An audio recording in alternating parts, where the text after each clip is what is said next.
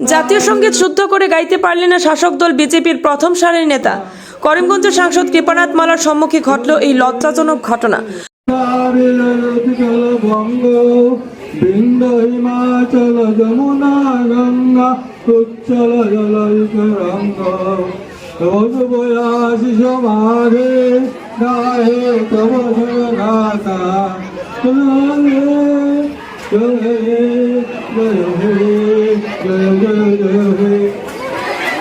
জাতীয় সঙ্গীত শুদ্ধ করে গাইতে পারলেন না শাসক দল বিজেপির প্রথম সারির নেতা।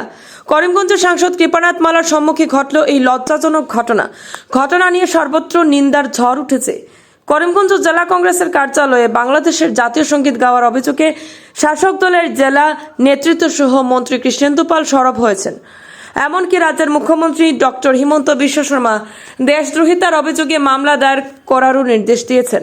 ঠিক সে সময় শাসক দল বিজেপির শ্রীভূমি জেলা কমিটির উপসভাপতি তথা অনুসূচিত জাতি বোর্ডের উপাধ্যক্ষ ননীগোপাল রায় দেশের জাতীয় সঙ্গীত শুদ্ধ করে গাইতে পারেননি। আর এই লজ্জাজনক ঘটনাটি ঘটেছে রাতাবাড়ি হায়ার সেকেন্ডারি স্কুলে।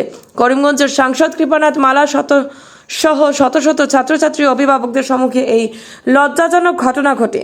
এ নিয়ে গোটা শ্রীভূমিতে তীব্র নিন্দার ঝড় উঠেছে।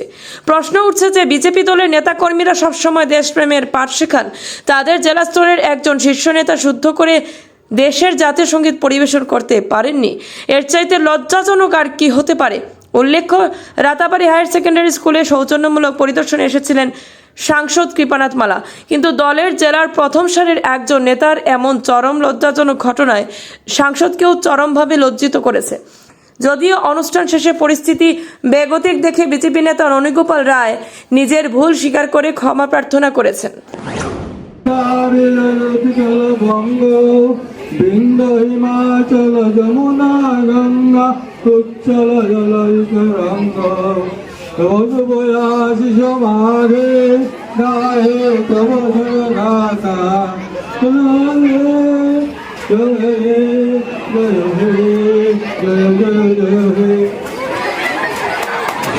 আজকে রাতাবাড়ি হায়ার সেকেন্ডারি স্কুলে করিমগঞ্জের মাননীয় সাংসদের একটা সংবর্ধনা অনুষ্ঠান ছিল।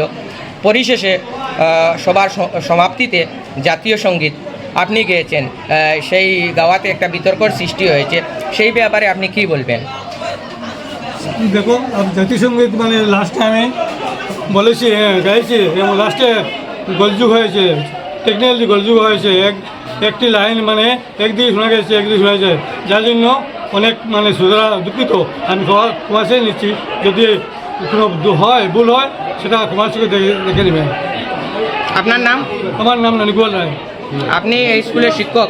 আমি হাই স্কুলে রিটায়ার্ড হেডমাস্টার হাই স্কুলে। আজকে এই স্কুলে নিমন্ত্রিত অতিথি হিসেবে এসেছি। ধন্যবাদ।